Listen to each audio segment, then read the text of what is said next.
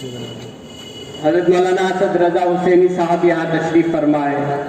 ہم تمام چاہیں گے کہ ان کو بھی سنا جائے اور ان کے مبارک ہاتھوں سے آپ کو انعامات بھی تقسیم کرانے ہیں. لیکن ان سے پہلے ایک اور شخصیت جو ہمارے مہمان خاص ہیں، جو دہلی سے تشریف لائی ہیں، میں بڑے ادب کے ساتھ ان سے گزارش کر رہا ہوں محترمہ شائستہ رفعت صاحبہ سے کہ وہ مائک پر تشریف لائیں اور اپنے خطاب سے ہم سب کو نوازیں.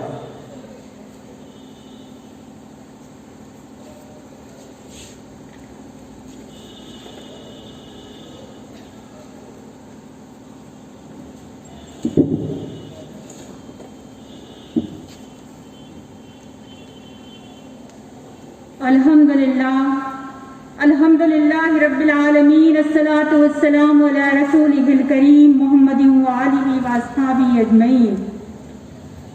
فاعوذ باللہ من الشیطان الرجیم، بسم اللہ الرحمن الرحیم. یا ایھا الذین آمنوا کونوا قوامین للہ شہداء بالقسط. صدق اللہ العظیم. دائس پر موجود مہمانان گرامی، میری عزیز بہنوں اور بھائیوں، السلام علیکم ورحمۃ اللہ وبرکاتہ.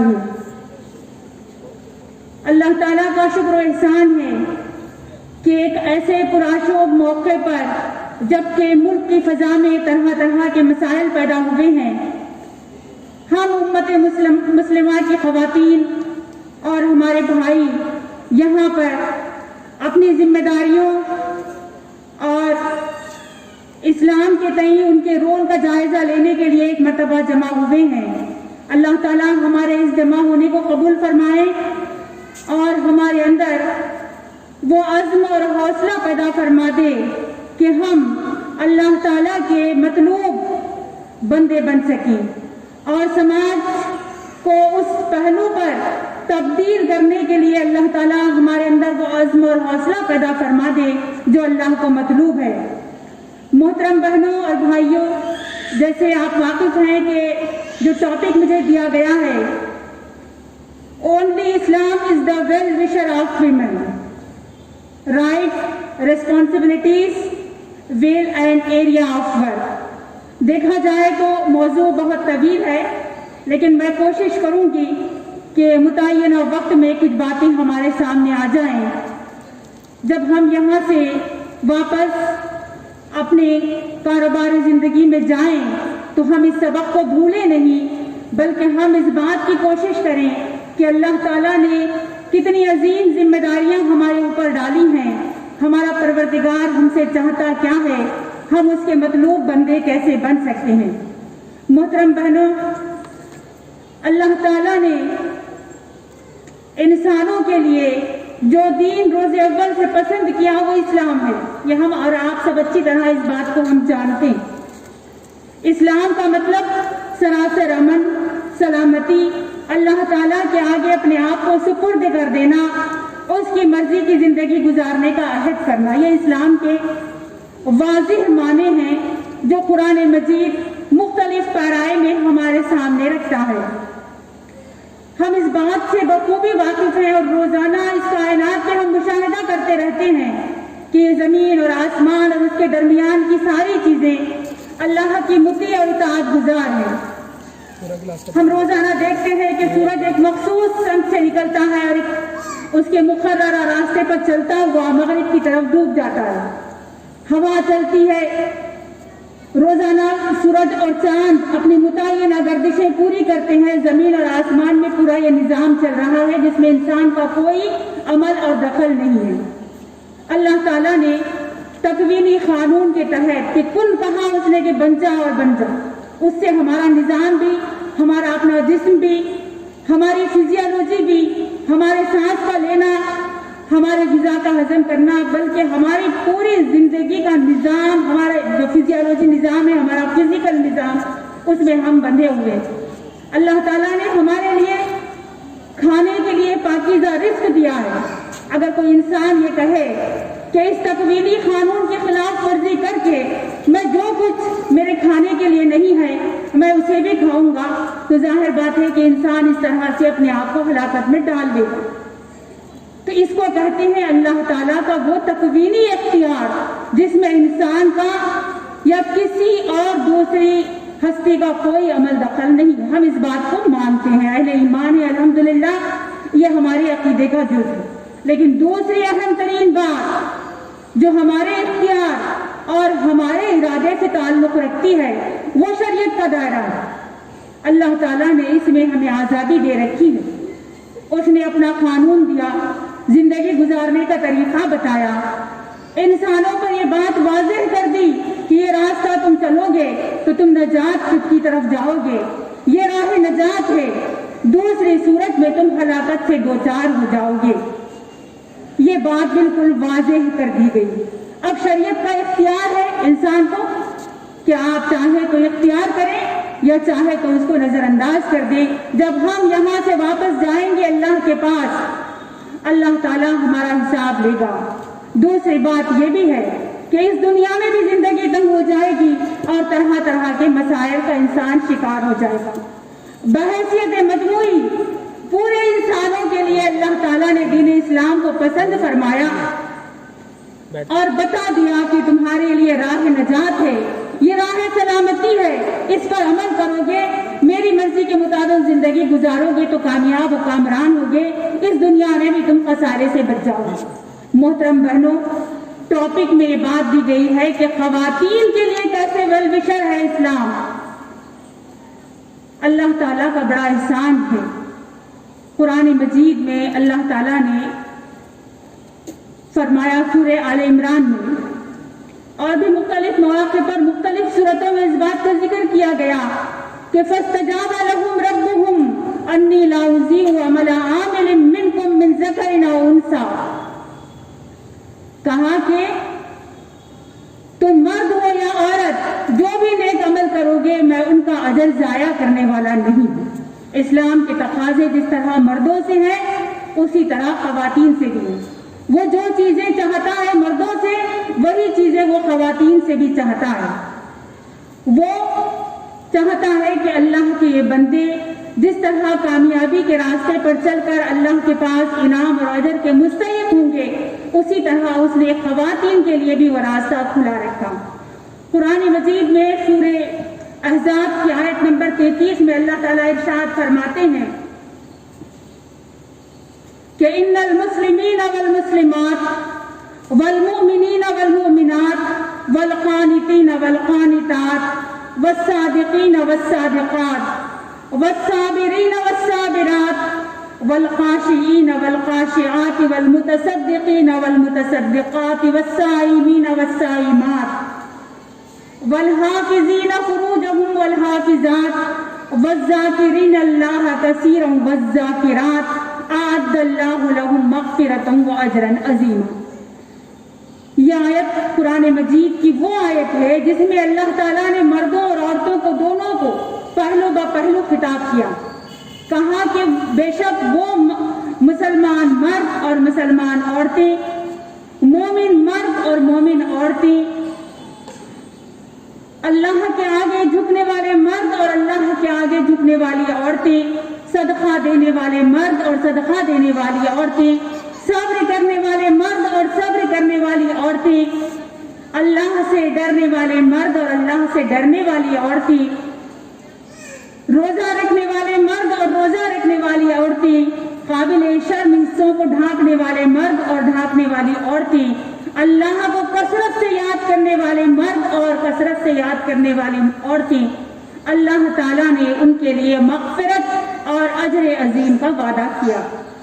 یہ اسلام کی عظیم الشان تعلیمات ہیں جس میں مرد کے پہلو با پہلو عورت کو بھی یہ بتایا گیا کہ جو نیک کام مرد کر سکتے ہیں وہ نیک کام تم کو بھی کرنا ہے، جو اجر مرد کے لیے ہے وہی اجر عورت کے لیے بھی۔ محترم بہنوں، اللہ تعالیٰ نے اس دین اسلام کے ذریعے سے ہم پر بڑے عظیم احسانات فرمائے۔ ये 10-15 मिनट की तकरीर में, आधे घंटे की तकरीर में अल्लाह ताला के इस अज़ीमुश्शान एहसानात का हम अहाता नहीं कर सकते। कुरान मजीद हमारे घरों में मौजूद है, उसको पढ़िए, हदीस को पढ़िए। लेकिन इस मौके पर मैं कुछ बातें आपको जरूर याद दिलाऊंगी कि इस्लाम के आने से पहले हम अपनी हालतों को याद करें। तारीख की किताबों में महफूज है कि इस्लाम की आमद से कब्ल यही औरत जो आज बहुत सारे हुकूक से हम इस्तेफादा करते हैं, ये पूरे हुकूक से औरत महरूम थी। हिंदुस्तान में सती की रस्म, अरब में लड़की के पैदा होते ही जिंदा दफन कर दिया जाना, ईसाई दुनिया में औरत को गुनाह और पाप की जड़ करार देना, यहूदियत में औरत का मुकाम और मर्तबा घोड़ों से भी ज्यादा गिरा देना, ये वो चीजें थी जिसने पूरे दुनिया का एक मंजर औरतों के खिलाफ बना दिया था। लोगों के जहनों में ये बात मजहबी तौर पर भी बिठाई गई थी कि औरत जुर्म की गठरी है, ये वो औरत है जिसने आदम को बहकाया है, ये वो औरत है जिससे कोई खैर की तवक्को नहीं की जा सकती। ये दुनिया का वो सिनेरियो था जिसमें हुजूर अकरम सल्लल्लाहु अलैहि वसल्लम तशरीफ लाते हैं। आप सल्लल्लाहु अलैहि वसल्लम तशरीफ लाए, आपने इंसानों की हुकूक की बहाली का काम किया, आपने इंसानों को इज्जत और तकरीम का रास्ता दिखाया, आपने इंसानों को बताया कि यह औरत काबिल इज्जत चीज है, ये तुम्हारा ख्वाब है, ये तुम्हारी जिंदगी की साथी है, ये तुम्हारी जिंदगी की रफीक है।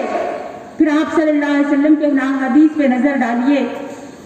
ये जो सिनेरियो मैंने आपके सामने रखा कि दुनिया औरत के ताल्लुक से इस तरह गलत नजरियात की हामिल थी, नतीजा ये हुआ कि औरत की वो गद बनी कि उसको ना घर में अमन मयसर था, ना उसको अपने शौहर के घर में कोई राह नजात थी, ना उसके शौहर के मरने के बाद उसको कोई फरार थी। बल्कि आप ये समझ लीजिए कि जहां एक तरफ हिंदुस्तान में शौहर के मरने पर औरत जलाई जाती थी, वहीं अरब के माहौल में औरत बेवा होती तो उसके खानदान का कोई भी मर्द, उसके ससुराल का कोई भी रिश्तेदार उस पर कपड़ा डाल देता तो ऐसा समझा जाता कि वो उसकी मिल्कियत होगी, वो उसकी मिल्कियत बन गई है, अब ना उसकी कोई आजादी है ना उसकी कोई जिंदगी। इस सूरत हाल से हमको किसने निकाला? अल्लाह के रसूल सल्लल्लाहु अलैहि वसल्लम ने दीन इस्लाम लाए। आपने दुनिया को बताया कि यह औरत इज्जत की जिंदगी की हकदार है। सूरह तकवीर नाजिल होती है, कहा गया कि वो इज़ल मौदतु सुइलत बिअय्यि ज़ंबिन कुतिलत, कि पूछा जाएगा तुमसे नहीं बल्कि उस मासूम लड़की से जिसको तुमने जिंदा दफन किया। यानी ये आयतें इंतहाई अल्लाह ताला के गुस्से को वाज़ेह कर रही हैं कि तुम जो भयानक जुर्म कर रहे हो, तुम जो इतना खतरनाक जुर्म कर रहे हो, ये जुर्म तो इस काबिल है कि तुम्हारा परवरदिगार तुम्हारी तरफ देखेगा भी नहीं, बल्कि वो मासूम बच्ची से सवाल करेगा कि बता तू किस कसूर में मारी गई। ये सूरत हाल थी जब कुरान मजीद की आयतें नाजिल हुई। तो आप देखिए कि हुजूर अकरम सल्लल्लाहु अलैहि वसल्लम के पास सहाबी आते हैं, जंगे उहद के बाद का दौर है, अभी इस्लाम के आए हुए 14 साल हुए हैं, जंगे उहद हुई, बहुत सारे उसमें सहाबी शहीद हो गए, बच्चियां यतीम हो गई। लोग आते हैं दावा करके, या रसूलुल्लाह इस यतीम बच्ची को मेरे किफालत में दे दीजिए, मैं इसकी परवरिश करूंगा। यानी इस्लाम ने लोगों को के जहन की वो तरबियत फरमाई कि अब लोग बेटी को रखने में आर महसूस नहीं कर रहे थे। अब सोचिए कि माँ बाप से ज्यादा औलाद से मोहब्बत कौन कर सकता है, लेकिन वही बाप की संगदिली के ये वाकयात हमको मिलते हैं कि एक सहाबी आते हैं, या रसूलल्लाह मैंने अपने इस्लाम लाने से कब्ल अपनी 9 बेटियों को मैं दफना चुका हूँ। एक सहाबी आते हैं, कहते हैं कि मैं अपनी 5 बेटियों को दफना चुका हूँ इस्लाम से पहले। लेकिन अब चेंज क्या आया माहौल में, समाज में क्या तब्दीली आई कि अब बच्चियों की परवरिश के लिए लोग दावेदार बनकर आ रहे हैं। क्यों?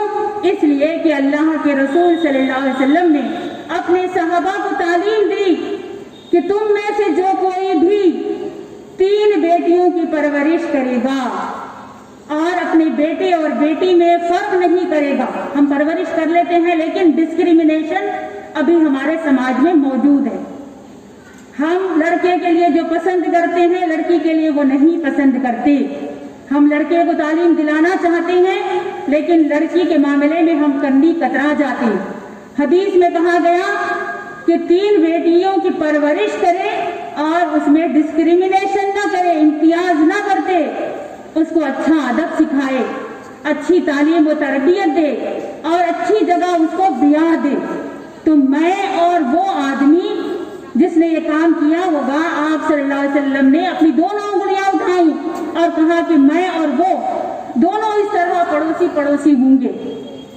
یہ عظیم بشارت نے پورے ملک کا نہیں بلکہ پورے دنیا کا سینیریو چینج کر دیا. پھر مسلمانوں نے، اسلام نے دنیا کو یہ سکھایا کہ یہ عورت تمہارے لیے قابل عزت ہستی ہے، اس کے حقوق ادا کرو، اس سے ناانصافی مت کرو. میں سمجھتی ہوں کہ سورہ نساء کی وہ آیت جو ہمارے محفل عقد میں پڑھی جاتی ہے، نکاح کی محفلوں میں پڑھی جاتی ہے، اس کو مولوی صاحبان کی ذمہ داری ہے کہ نکاح کے موقع پر اس آیت میں وہ عظیم الشان نظریات جو عورت کی سر بلندی کے لیے ہیں، جس میں مرد اور عورت دونوں کے مقام کی وضاحت فرمائی گئی، اس کو واضح کریں. ہمارے محراب اور منبر سے یہ آوازیں بلند ہوں کہ ہمارا سماج عورت کے حقوق بھی ادا کرے اور اس کے ساتھ ساتھ اس کی تکریم کا معاملہ اختیار کرے. جس طرح اللہ کے رسول صلی اللہ علیہ وسلم نے اس سماج کو تبدیل کیا تھا، اسی طرح ہم کو انہی خطوط پر اس سماج کی تعمیر کرنے کی ضرورت ہے. تبھی ہمارا یہ سماج صحیح معاملے میں ترقی بھی کرے گا اور اس راستے پر بڑھے گا جس راستے کو اللہ تعالیٰ نے ہمارے اور آپ کے لیے پسند فرمایا. محترم بہنوں، اسلام نے جہاں عورت کے وجود کو باعث خیر و برکت قرار دیا، وہیں اس کو بہت سارے حقوق بھی عطا فرمائے. حقوق کی ایک بڑی لمبی لسٹ ہے. اگر آپ اسلام کا مطالعہ کریں گے تو بہت تفصیل کے ساتھ آپ دیکھیں گے کہ اللہ تعالیٰ نے وہ عورت جس کو کمزور بنا کر رکھا گیا تھا اور اس کے پرسپشن میں آج یہ بات باقی ہے. میں ہماری بہنوں سے کہوں گی کہ اپنے ذہن سے وہ غلط فہمی کو نکال پھینکیے. آپ کمزور نہیں ہیں، آپ اس سماج کو تبدیل کر سکتی ہیں. ہم یہ بیٹھ کے کہہ لیتے ہیں کہ بیٹھ جاتے ہیں یہ کہہ کر کہ ہم کمزور ہیں، ہم کچھ نہیں کر سکتے. اللہ نے آپ پر بڑی بھاری ذمہ داریاں بھی ڈالی ہیں، آپ کو حقوق بھی دیے ہیں. حقوق سے استفادہ بھی کیجیے اور اس کے ساتھ ساتھ اپنی ذمہ داریوں کی ادائیگی کی فکر بھی کیجیے. اسلام نے جو حقوق آپ کو دیے ہیں وہ سن لیجیے کہ تعلیم حاصل کرنا، تعلیم سے بچھڑی ہوئی قوم.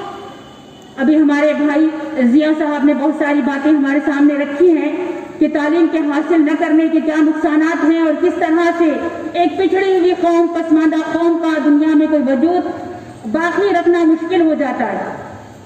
عورتیں اس بات کو سمجھ لیں کہ اللہ کے رسول صلی اللہ علیہ وسلم کی وہ حدیث کہ طلب العلم فریضۃ علی کل مسلم، اس مسلم میں مرد بھی ہے عورت بھی ہے، اس میں فرق کرنے کی کوئی ضرورت نہیں ہے. پڑھیے، آپ علم حاصل کیجئے. کیوں؟ اس لیے کہ آپ کی گود سے وہ نسلیں پروان چڑھتی ہیں. اگر آپ ان کو علم سے ناواقف رکھیں گے، علم سے محروم رکھیں گے تو پھر آپ سماج میں کوئی تبدیلی کی امید نہیں کر سکتے. اگر عورت علم سے محروم ہے تو بھی سماج اس کے برے نتائج بھگتے گا، مرد علم سے محروم ہے تب بھی سماج برے نتائج بھگتے گا. تو اسی لیے اس حدیث میں مرد اور عورت دونوں کے لیے تعلیم کو ضروری قرار دیا گیا. اب بہت ساری بہنیں ہم سے سوال کرتی ہیں کہ اب بتائیے کہ جو آج دور جدید میں سائنس اور ٹیکنالوجی کی تعلیم ہے اس کو حاصل کرنے کا اسلام سے کیا تعلق؟ ہماری آخرت اس دنیا سے ہو کر گزرتی ہے. اللہ کے رسول صلی اللہ علیہ وسلم فرماتے ہیں الدنیا مزرعۃ الآخرہ، جو یہاں بوؤ گے وہی آخرت میں پاؤ گے. اللہ تعالیٰ نے زمین اور آسمان کے درمیان جو نعمتیں دی ہیں اس کو استعمال کر کے ایک بہتر زندگی گزارنا ہر انسان کا، مرد اور عورت کا حق ہے. یہ سائنس اور ٹیکنالوجی کی تعلیم کیا ہے؟ یہ خدا سے دور کرنے والی چیزیں نہیں ہیں. یہ انسان کا عمل ہوتا ہے جو اس کو خدا سے دور اور قریب کرتا ہے. तालीम उसको खुदा से दूर और करीब नहीं करती। हमको दुआ सिखाई गई, रब्बना आतीना फिद दुनिया हसना व फिल आखिरती हसना। हमको दुआओं में इस बात का एहतमाम करवाया गया कि हम दुनिया की भलाई भी मांगते हैं परवरदिगार से और आखिरत की भलाई। दुनिया बिगड़ कर आखिरत नहीं सुधर सकती। कुर्बानी देना एक अलग बात है, लेकिन अल्लाह ताला के दिए हुए वसाइल को इस्तेमाल करना, इल्म सीखना और अल्लाह ताला की दी हुई इन चीज़ों को इस्तेमाल करके मखलूक को फायदा पहुंचाना, ये हमारी बुनियादी जिम्मेदारी। हम लोगों के लिए खैर का जरिया बने, इल्म नाफे हासिल करें, ऐसा इल्म जो हमको नफा देने वाला बने। हम अल्लाह से दूर होने वाला इल्म नहीं, इल्म दूर नहीं करता, वो इंसान का माइंड सेट होता है कि वो किस रास्ते को इख्तियार करता। अपने माइंड सेट को दुरुस्त करें और इस्लाम और इल्म को हासिल करें। इल्म हासिल करने में इस्लाम ने कोई मर्द औरत में कोई फर्क नहीं किया। आप हर तरह का इल्म हासिल कर सकती हैं, लेकिन हुदूद की पाबंदी, अल्लाह ताला ने जो हुदूद बताए हैं, जो लकीरें हमको खींच दी गई हैं कि तुम्हारा दायरे कार क्या होगा, तुम्हारे हुदूद क्या होंगे, उसका हमको ख्याल रखना होगा। इसका इल्म हासिल करने के लिए आप कुरान और हदीस पढ़ लीजिए, आपको ये सारी बातें वजाहत के साथ समझ में आ जाए। फिर अल्लाह ताला ने हमको जायदाद रखने का हक भी दिया। आमतौर पे ये वो हुकूक हैं जो जिसका खुद औरत को भी ख्याल नहीं है। मर्द देना दूर की बात है। देखिए, इस्लाम में मर्द और औरत की कशमकश की कोई जगह नहीं, कशमकश नहीं है। यहाँ पर हुकूक की लड़ाई नहीं है। यहाँ हुकूक देने वाला अल्लाह है। हुकूक देने वाला अल्लाह ताला ने अपनी शरीयत के जरिए से हमारे हुकूक मुतय्यन किए हैं। ये इसको मर्द और औरत की कशमकश मत बनाइए। अल्लाह ताला ने हुकूक दिए हैं, उन हुकूक से इस्तेफादे का शऊर पैदा करें। हमको मालूम नहीं है कि हम जायदाद रख सकते हैं, हमको ये नहीं मालूम है कि विरासत में हमारा हक है। हुकूक ना मालूम हो तो हुकूक हासिल नहीं किए जा सकते हैं। कुरान मजीद में तफसीर के साथ इन हुकूक का जिक्र किया गया। विरासत के मामले में अल्लाह के रसूल सल्लल्लाहु अलैहि वसल्लम ने खबरदार किया कि अगर कोई शख्स 80 साल अल्लाह की नाफरमानी के बगैर उसकी इताअत में जिंदगी गुजारे, लेकिन वो आखिरी वक्त में अपनी दौलत के ताल्लुक से कुछ गलत वसीयत कर जाए या अपने उर्सा को महरूम कर दे, तो 80 साल की कराई इबादत पूरी, उसकी रियाजत, उसकी इताअत की जिंदगी अल्लाह ताला के पास कोई उसको बचाएगी नहीं। ये बड़ा सेंसिटिव मामला है। हमारे पास खवातीन को ये फिक्र नहीं है कि विरासत की तकसीम होनी चाहिए, हमारा विरासत में हिस्सा है। तो कहने का मतलब यह है कि इस्लाम ने आपको माली हुकूक भी दिए हैं। आप अपनी हैसियत को मुस्तहकम कीजिए और इससे फायदा उठाने की कोशिश कीजिए। मस्जिद में जाने का, इस पे आज बड़ी काबिल तवज्जो बात है कि इस पे गुफ्तगू होने लगी, इस पे केसेस चलने लगे। लोग सुप्रीम कोर्ट दौड़ते हैं कि मुसलमानों के पास औरत को मस्जिद में नहीं जाने दिया, जबकि हकीकत यह है कि अल्लाह के रसूल सल्लल्लाहु अलैहि वसल्लम के ज़माने में औरतें मस्जिद नबवी में आया करती थी, आज भी आ सकती हैं। इसमें कोई दो राय नहीं हो सकती। इसको कोई केस लड़ने का मामला नहीं है। यहाँ पर कोई हुकूक से महरूम रखने की बात नहीं है। औरतों को अपने हुकूक को समझना चाहिए और अपने रवैयों को दुरुस्त करना चाहिए। इसी तरह इस्लाम पर यह इल्ज़ाम आयद किया जाता है कि ये वो दीन है जिसमें मर्द को बड़ी छूट दी गई है, औरत को कोई रिलैक्सेशन नहीं है। हम उसको वाज़ेह करना चाहते हैं कि जहाँ अल्लाह ताला ने फैमिली लाइफ में जिंदगी मर्द और औरत के दरमियान तनाज़ात पैदा होने की वजह से जिस तरह मर्द तलाक का इस्तेमाल कर सकता है, औरत को खुला का हक दिया गया है। हुकूक की कोई कमी नहीं है, हुकूक सारे मौजूद हैं। हुकूक के इस्तेमाल करने वालों को इस बात का शऊर होना चाहिए कि हमारे हुकूक क्या हैं, हम कैसे अपनी जिंदगी को बेहतर तरीके पर गुजार सकते हैं। लेकिन आपको मालूम है कि जहाँ किसी भी शोबे में, किसी भी डिपार्टमेंट में, जिंदगी के किसी भी फील्ड में जहाँ पर कुछ राइट्स मिलते हैं, वहाँ रेस्पॉन्सिबिलिटीज भी होती हैं। राइट्स और रेस्पॉन्सिबिलिटीज, हुकूक और फराइज, जब तक ये दोनों बैलेंस में रहते हैं तो समाज में कशमकश नहीं पैदा होती। हमको हुकूक दिए गए हैं ख़वातीन को, तो हमको अपनी जिम्मेदारियां भी याद रखनी चाहिए। हमारी क्या जिम्मेदारी? ہماری بہت ساری ذمہ داریاں ہیں. سب سے بڑی ذمہ داری تو یہ ہے کہ ہم آبادی کا آدھا حصہ ہیں. آدھے مرد اور آدھی عورتیں دنیا کی آبادی کا بڑا حصہ. پھر آدھی آبادی ہماری گود میں پل کے نکلتی ہے. آپ سوچئے آپ کے اثرات کتنے بڑے ہیں, آپ کا رول کتنا بڑا. اس حیثیت سے اپنی ذمہ داریوں کو سمجھیے.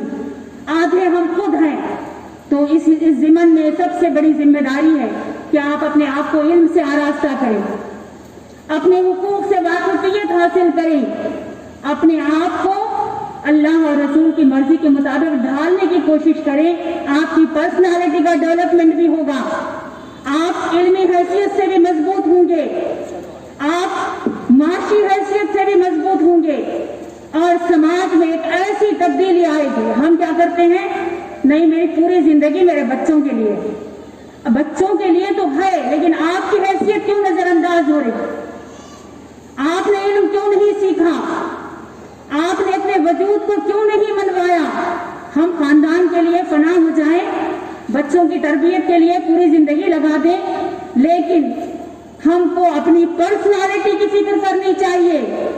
حضرت عائشہ صدیقہ رضی اللہ تعالی عنہا کی طرح آپ کے بارے میں آتا ہے کہ حضور اکرم صلی اللہ علیہ وسلم کی وفات کے بعد دنیا اسلام کی رہنمائی, دنیا اسلام کو لیڈ کرنا, دنیا اسلام کو گائیڈ کرنے کی ذمہ داری آپ نے ادا کی ہے. بعض مفسرین نے لکھا ہے, جنہوں نے سیرت حضرت عائشہ پہ کام کیا, وہ لکھتے ہیں کہ مختلف صوبوں کے گورنر حضرت عائشہ رضی اللہ تعالی عنہا کے پاس خطوط لکھتے تھے کہ یہ مسائل ہمارے صوبے میں ہیں, ہمارے اسٹیٹ میں یہ مسئلہ ہے, اس سلسلے میں آپ کیا رہنمائی فرمائیں. پھر ایک صاحب سیر نے لکھا ہے کہ روزانہ 200 خطوط کا وہ جواب دیتی تھی. آپ اندازہ کیجئے اس علمی حیثیت سے. اور ہم حضرت عائشہ رضی اللہ تعالی عنہا, حضرت خدیجہ رضی اللہ تعالی عنہا کو ہم ام المومنین کہتے ہیں. یہ ہماری مائیں ہیں, ان کے نقش قدم پر بیٹیوں کو چلنا چاہیے. اپنی علمی حیثیت کو ہم کو بلند کرنا ہوگا, اور زندگی کے مسائل سے فرار نہیں, بلکہ زندگی کے مسائل میں, ان کے حل میں, حالات کی درستگی میں اپنے کردار کو ہم کو ادا کرنا ہوگا. اس کے علاوہ جو دوسری عادی حیثیت ہے کہ ہماری گودوں سے ایک نسل پل کے نکلتی ہے. اس نئی نسل کی تعلیم و تربیت کی ذمہ داری آپ کے کندھوں پر. بچوں کے باپ اپنا وقت پوری طرح اس نسل کی تعمیر و تربیت میں نہیں دے سکتے, اس لیے اللہ تعالیٰ نے آپ پر یہ ذمہ داری ڈالی. لیکن دوسری طرف باپ بھی ذمہ داری سے عہدہ برا نہیں ہو سکتے. یہ نہیں کہا جا سکتا کہ عورت کی ذمہ داری. بہت سارے معاملات میں خواتین آتی ہیں ہمارے پاس, کہتی ہے کہ باجی ہم سے یہ کام نہیں ہو سکتا, ہم اکیلے کیسے کریں. تو یہ ساری چیزیں اللہ اور رسول نے تو انتہائی متوازن دین ہم کو دیا. ہم کو اس بات کی کوشش کرنی چاہیے کہ اللہ کی عظیم نعمتیں اولاد کی صورت میں جو اس نے ہم کو دی ہیں, ان کو ہم بہتر سپاہی بنائیں, بہتر معاشرے کے ایک فرد بنائیں, ایک ملک کے اچھے سٹیزن بنائیں. یہ ہماری ذمہ داری. ایک معاشرے میں 4 اچکے, 4 لفنگے, 4 ان پڑھ نوجوان نکلتے ہیں, تو یہ کس کو ریپرزینٹ کر رہے ہیں, یہ کس کا کردار بتا رہے ہیں.